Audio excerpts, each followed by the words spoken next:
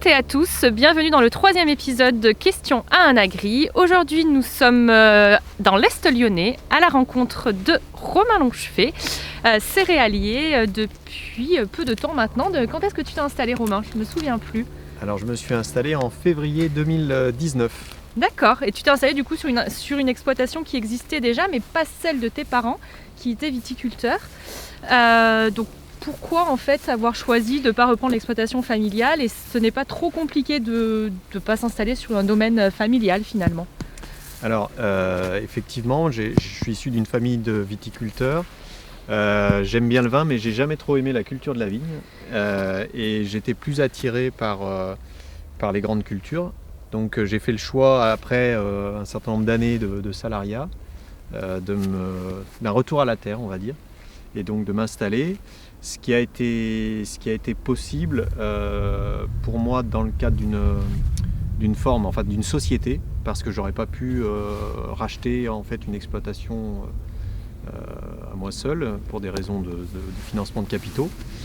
Donc je me suis installé en société avec un autre collègue, en rachetant des parts sociales de cette société agricole. Et donc du coup c'est un GAEC. Qu'est-ce qu'un GAEC exactement? Est-ce que tu peux nous dire quelle est la différence entre un GAEC et une société finalement? Ouais. Alors le GAEC, c'est une particularité agricole. En fait, c'est une société comme pourrait être une SARL dans le monde de l'entreprise. La particularité, c'est qu'en GAEC, déjà, on est à équité de parts. Et vraiment, nous, on est à 50-50 de détention des parts, ce qui est assez rare dans des sociétés d'autres secteurs de l'économie. Souvent, il y a un majoritaire sur les deux. Non, en agriculture, ce n'est pas le cas, en tout cas pour le GAEC. Et le gros avantage du GAEC, c'est qu'on est considéré, là par exemple, nous sommes 2 associés, on est considéré au titre d'un certain nombre de programmes ou d'aides, notamment pour la bio, comme si nous étions 2 exploitations réunies. C'est-à-dire une seule société, mais comme on est en GAEC à 2 parts avec un certain nombre d'engagements, on est considéré comme ayant 2 parts finalement, et donc des plafonds d'aide, notamment sur la conversion bio et autres, qui sont augmentés par ce fait-là. Alors ça nous amène des contraintes, notamment le fait que le GAEC nous impose une activité agricole stricte. On ne peut pas avoir à côté de ça une activité d'achat-revente de produits ou d'accueil, enfin d'un certain nombre de choses.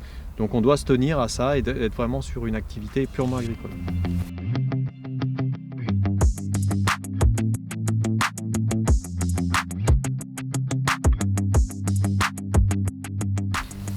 Et simplement, tu nous as dit effectivement que tu as fait des années de salariat, donc c'est vrai que dans le milieu agricole, on te connaît sous d'autres casquettes, et notamment de direction d'organisation professionnelle. Est-ce que c'est pas la reconversion? Comment tu l'as vécu? Est-ce que c'est quelque chose de compliqué? Parce qu'aujourd'hui, on en entend beaucoup parler de la reconversion professionnelle vers l'agriculture. Donc comment tu l'as vécu et comment sauter le pas? Alors, c'est jamais simple de sauter le pas parce qu'on sait la situation dans laquelle on se trouve à l'instant T. On a envie de changer, mais en même temps, on se dit oui, mais je vais plutôt vers de l'inconnu. Bon, il y avait une réelle volonté de toute façon, après 20 ans de salariat, de travailler finalement à mon compte, mais pas tout seul, je l'ai dit. Je voulais travailler avec quelqu'un et pas forcément tout seul. Après, il y a une prise de risque, forcément. Mais qui est mesuré parce que je me suis installé sur une exploitation qui existait avec un fonctionnement déjà en place. Donc je savais aussi où j'allais, hein, je partais pas complètement dans le vide. Après c'est une vraie remise en question aussi parce qu'on réapprend un métier en fait. Alors je travaillais déjà pour les agriculteurs, mais travailler pour les agriculteurs et être agriculteur c'est assez différent parce que on connaît le métier des agriculteurs sans le pratiquer c'est autre chose. Et c'est pas trop compliqué, ça se fait. Ça s'apprend, il faut se remettre en position. C'est moins confortable parce qu'il faut tout réapprendre, hein, quelque part, l'agronomie, la conduite, les dates, les périodes. Ça prend un peu de temps, mais j'ai à la fois un associé qui avait la vraie volonté lui aussi de s'associer, de trouver quelqu'un pour travailler avec lui. Et puis on a la chance d'avoir le cédant à qui moi j'ai racheté les parts, qui travaille toujours beaucoup avec nous et lui aussi, ma reprise a pu se faire grâce à lui parce que lui a vraiment voulu ne pas laisser partir son exploitation à l'agrandissement mais plutôt installer quelqu'un, donc il est vraiment dans la transmission en permanence et donc ça facilite énormément les choses. Et les relations justement entre un cédant que tu connaissais peut-être, mais qui n'était pas familial, et toi, jeune installé, est-ce que la relation se fait facilement ou est-ce qu'il y a des freins à lever? Est-ce qu'il y a des choses à faire Alors nous, elle s'est fait plutôt facilement. Après, c'est des questions de compatibilité de caractère. On n'avait pas forcément étudié ça à l'avance, mais ça s'est fait. Alors lui avait la volonté, donc déjà ça facilitait les choses. Après, c'est quelqu'un qui parle, qui n'a pas de difficulté à expliquer et à vouloir transmettre. Donc je dirais que ça, c'était plutôt un avantage. Après, il y a les aspects économiques. Bien sûr qu'une reprise de capital social, il faut se mettre d'accord. Là aussi, je pense qu'on s'est appuyé sur des conseils juridiques et on est tombé assez vite d'accord là-dessus. Donc après, ça a nécessité de sa part par contre un petit peu de temps parce qu'on était au début de Covid, il y a eu des problèmes de financement qui ont duré un petit peu. Lui était compréhensif, c'est vrai que ça aurait été quelqu'un, je veux dire, la reprise se serait passée de façon un petit peu plus tendue, ça aurait pu être vite plus compliqué. La reprise, c'est pas forcément quelque chose de simple, il suffit peut-être de peu pour que ça n'aille pas forcément au bout. Donc à bien préparer. Oui, tout à fait. Bien préparer et bien se faire conseiller aussi, ne pas se lancer trop vite et prendre le temps de bien étudier les choses. Et tu as été conseillé par qui notamment? Alors moi j'ai été conseillé à la fois par des conseillers de gestion du CER et puis par des conseillers de la Chambre d'agriculture en fonction des domaines sur lesquels j'avais besoin d'aller pour le montage de mon projet. Et il y a une autre difficulté peut-être que j'identifie pour ma part, mais peut-être que tu vas me contredire. Je vois qu'effectivement, on est vraiment à côté des maisons, même de tours d'immeubles de la banlieue lyonnaise. Est-ce que c'est compliqué d'être agriculteur dans cet environnement-là, finalement?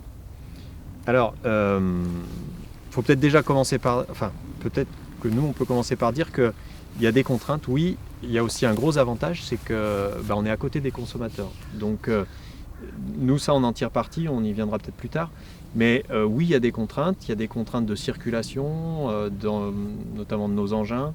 Le matin, le soir, il y a beaucoup de circulation de véhicules, donc nous on est là au milieu. Ça nous impose, ou en tout cas ça nous a amené à essayer d'avoir un parcellaire le maximum regroupé pour ne pas passer trop de temps sur la route et du coup ne pas augmenter les risques de collision et autres.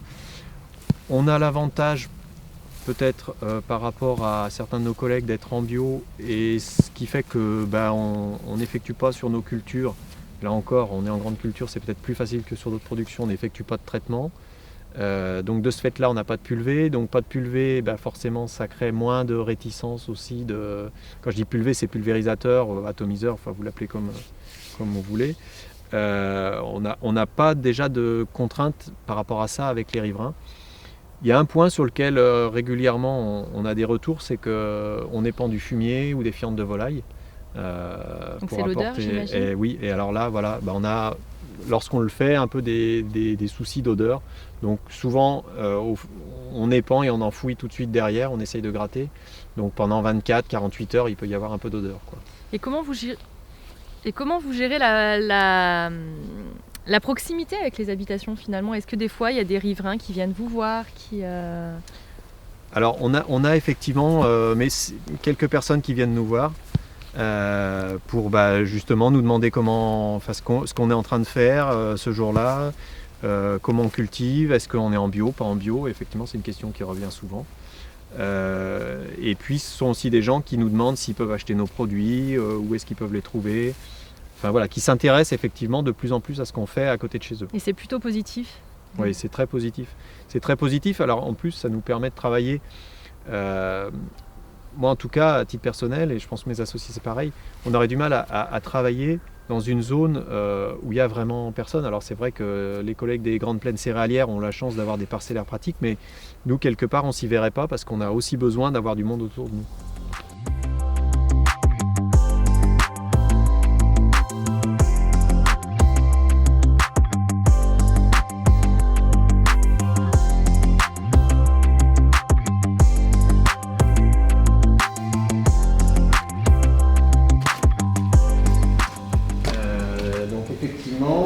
Ici, c'est un laboratoire qui est assez récent, qu'on a réaménagé il y a un an et demi.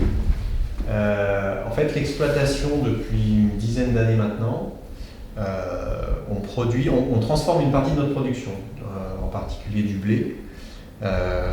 Donc on transforme en farine dans un premier temps, farine qu'on commercialise dans des points de vente producteurs. Et une partie de cette farine est retransformée en pâte, pâte sèche, pâte alimentaire. Là aussi commercialisée en point de vente, en épicerie bio ou épicerie mobile. Et donc on produit environ, on écrase, donc on passe dans le moulin 30 tonnes de blé par an. Et on va produire pour la partie pâte entre 2 et 3 tonnes de pâte sèche par an. Et le reste de votre production, que j'imagine. Voilà.